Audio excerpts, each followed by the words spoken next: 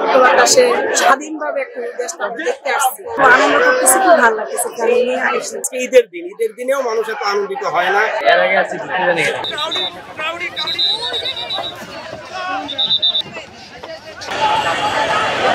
Parliament ভবনে যে একটা রেস্ট্রিক্টেড এরিয়া, এখানে আপনি ঘুরতে এসেছেন, আরো অনেক লোকজন আছে, আপনার কিরকম লাগছে?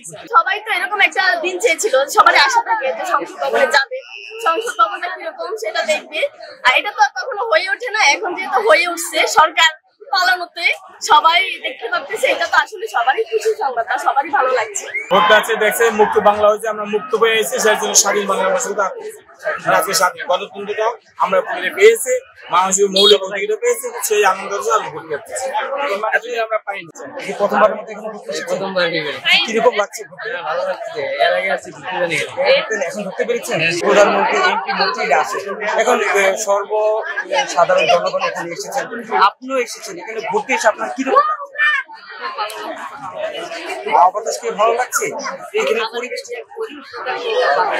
দেখতে ভালো লাগছে, আর এই লোকজনের সাথে যে এখানে এসেছে ভোট আছে দেখছে মুক্ত বাংলা হয়েছে, আমরা মুক্ত হয়ে এসেছি, সেই জন্য স্বাধীন বাংলা ভাষা আজকে স্বাধীন গণতন্ত্রটা আমরা পেয়েছি, মানুষের মৌলিক অধিকার পেয়েছি, সেই আনন্দ আমি ভোট করতেছি।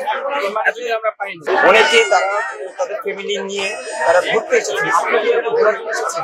হ্যাঁ হ্যাঁ, আসলে দেখতে আসছি। অনেক ভয় লেগেছিল, ভিতরে বেরোতে পারতাম না। এখন একটু মনের মুক্ত বাতাসে স্বাধীনভাবে একটা দেশটা দেখতে আসছি, যে কিভাবে দেশের মানুষ কি অবস্থাতে কত খুশি দেখতেছে।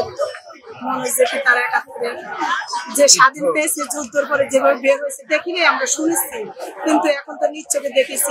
সবাই বলে তার চেয়ে নাকি অনেক আনন্দ, আমরা অনেক আনন্দ পেয়েছি। অনেক স্টুডেন্ট নিয়ে, আমাদের সন্তানদেরকে নিয়ে অনেক কষ্ট ছিলাম যে কখন কি ঘটনা ঘটে।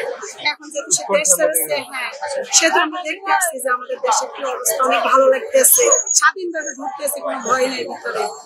আল্লাহর কাছে দোয়া করি, আল্লাহ যাতে এইভাবে আমাদের দেশটারে ভালো রাখে, আমাদের প্রত্যেক মায়ের সন্তান যাতে যার যার শান্তিতে থাকে। গণহত্যা করার পর, তাকে দেশ থেকে পালিয়ে যাওয়ার পর, সেই ক্ষেত্রে আমরা এখন স্বাধীন দেশ স্বাধীন করেছি, সেই ক্ষেত্রে আমরা এখন আমাদের যে স্বাধীনভাবে যে ঢুকতে পারছি বা এত যে ভালো লাগছে, আমার এইভাবে আমি শেষ করতে পারবো। আইন শৃঙ্খলা নাই, কোনো কিছু না, আইন শৃঙ্খলা লোকজন নাই, এজন্য সকলে উন্মুক্ত দেখতে আসছে। মনের আনন্দে বাচ্চাদেরকে নিয়ে ঘুরতে বের হয়েছি। বাংলাদেশের এই দ্বিতীয় বিজয় দিবসে, আজকের এই দ্বিতীয় দিনে আমরা মানুষের উচ্চপড়া ভিড়, হাজারো লাখো মানুষ আজকে মনের ভাষায় কথা বলতে শিখছে, এখন মনের আনন্দে ঘুরতে বের হয়েছে।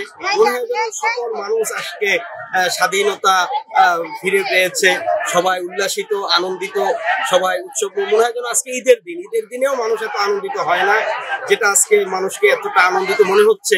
কখনো কল্পনার মতো ছিল না যে আমরা ভিতরে ঢুকে যাওয়াতে আমরা একটা সুযোগ পেয়েছি। সবাই এই জন্য সবার কাছে একটা ঈদ লাগে, সবাই ঈদের মতোই মনে হচ্ছে আমার আসলে।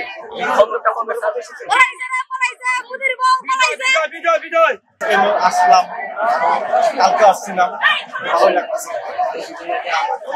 আপনাদের কাছে কি এটা কি কোনো ভ্রমণ জায়গা মনে হচ্ছে? শেখ হাসিনার পতনের পরে যে আনন্দ, এটার জন্য আমরা এখানে বুঝতে পারছি।